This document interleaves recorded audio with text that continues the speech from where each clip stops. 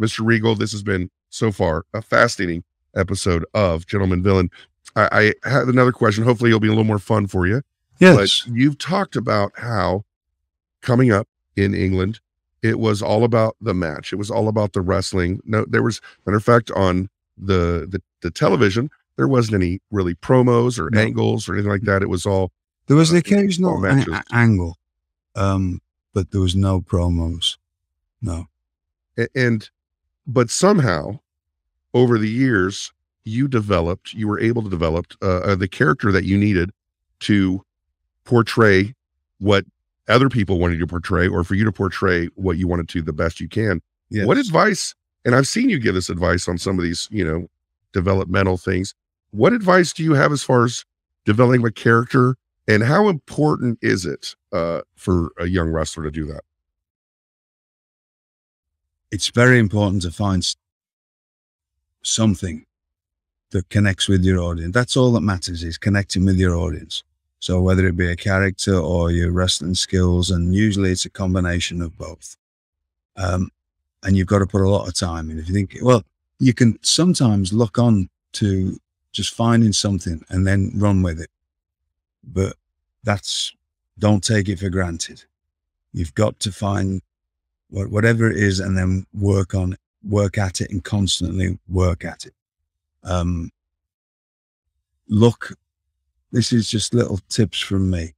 Look to the outside world for a lot of inspiration, because you never know where it's going to come from. Okay. There's a lot of my stuff that I did in my early time in America when I was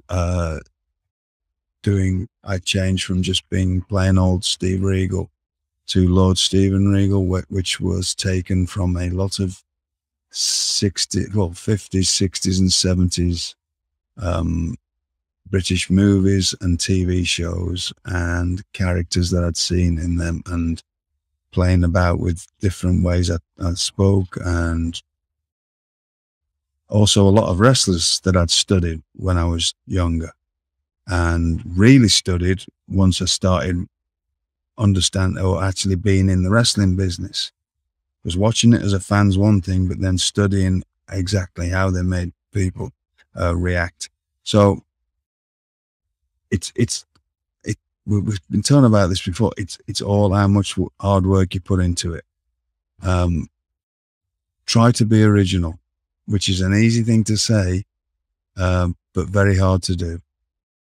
Because I know I've just done 10 years of being a talent scout until January of this year.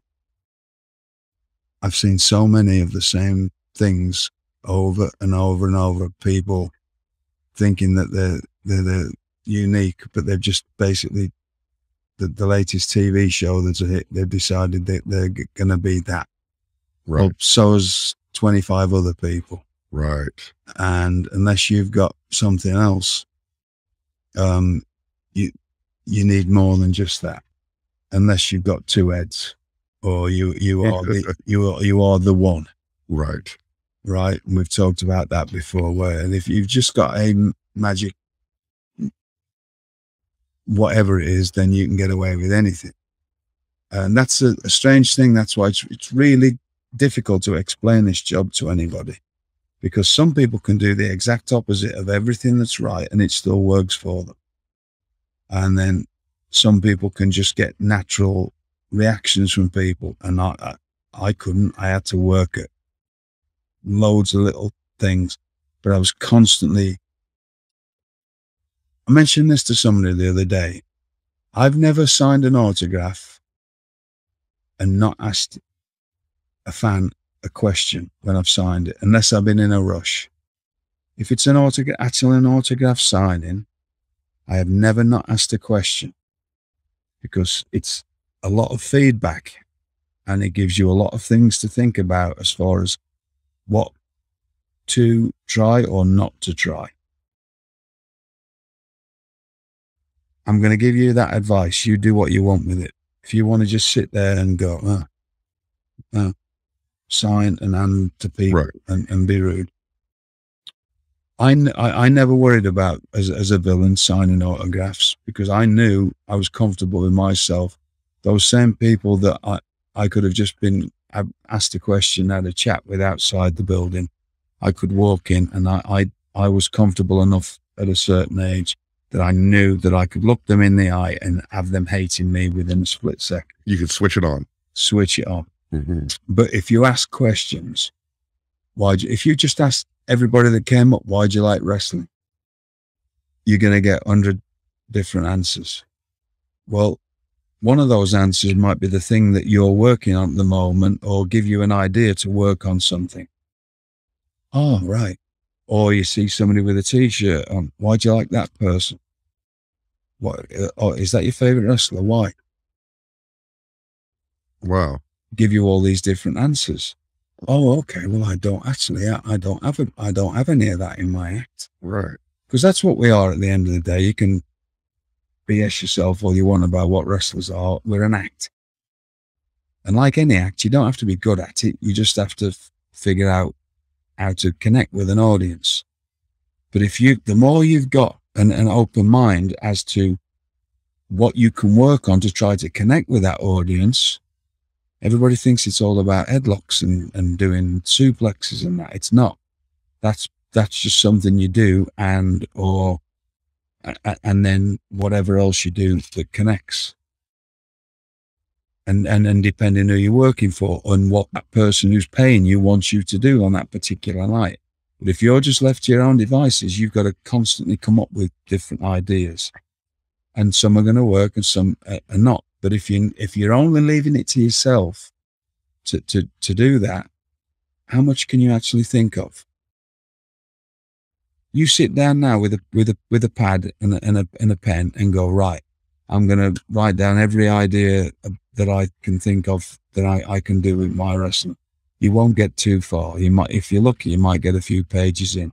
If you've asked every single fan that you've signed an autograph for, if you've had a 2-hour autograph session and they've give you 200 different things to think about, you might be able to fill 15 or 20 pages worth of stuff up of, oh, perhaps I can work on that. That doesn't, there's no way I can do that, but I can do that, but I can do that.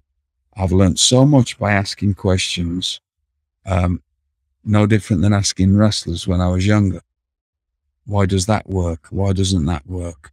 Why I did that and it didn't get the right reaction. Oh, and then have them explain to me. It's another form of trying to find as much information as you can find to try to work on your act. That's an amazing piece of advice, because this is your audience. This in an autograph signing, this is a very controlled environment where you can get it's almost like a focus group type input from the people who are coming to see you. They're paying to see you. Why are they paying to see you? And why are they paying to see other people? And you're sitting there asking questions and finding out what is it that drives them to cheer, boo, come to wrestling or not come to wrestling. And some people don't take that opportunity, but you're saying that is prime time to take an opportunity to learn. Yes. And by learning, man, and some wrestlers, not a lot, but some have this weird disdain of fans. And you seem to have the ultimate respect for the fans by doing something like that. This is going to... I'm the only carny wrestler left in this industry that started on a carnival. Well, I'm not even a wrestler anymore, but I'm still in it. But you definitely, if anybody's going to say... But I've never acted like one. Right. You had legit carny roots. Right. Right. But I've never acted like one. Right. I've never looked down on a fan. And that comes from... I could have done if I'd have had the wrong people around, because there were people around me that did, but the promoter I worked for didn't. And he said, never, ever. So this is a 15-year-old brain. So you start off with the right, on the right. Never, ever look down on your audience. He said, they are giving you, not just, money's one thing. They are giving you their precious time. We only have so much time on this earth that they can be doing anything they want. They do not have to come and watch us. Try to give them the best experience that they can possibly have. Now, there's times when I haven't been able to do that, and that's my fault through sometimes stupid things, or sometimes being injured, and just getting through a match. And I've like, I didn't give the audience enough, but and I'm not making excuses, because I don't make excuses, but there's sometimes my body wouldn't function right, or I couldn't, I was hobbling or whatever, but I've tried to give them, and I'm a nobody, right? But it's that I used to have a thing when I used to be on the road with WWE, and again, we talked about this recently. There was, if Undertaker was there, he was always watching all the matches. If John Cena was there, he was always watching all the matches, and Kane and many, all the top people watched everything, and that's why they were there. And I'm not. I'm just but I want to be the best bit I could be, which was not the best all the time, but I wanted to be. I studied what I was watching. I would hear people come out and go, "Oof, crowd's rotten tonight," and you would have, if it wasn't me, it would be one of the other people I've just mentioned going, "Crowd wasn't rotten, you were," because you went out there doing the same thing you did last night, and it may have worked last night, but it wasn't working tonight. But instead of changing that and changing the course of that, you just kept thinking you knew better than your audience, and giving them a load of nonsense. You've been to enough concerts, and sometimes a band will come on and force you to listen to their latest album that you have no interest in listening to, and you leave there and they've probably lost a good fan. Right. Yeah. Right. Would you, or anybody listening to this, whatever they like, whatever other forms of entertainment they like to would you pay to go to a show knowing that band or that entertainer thought that you were an idiot?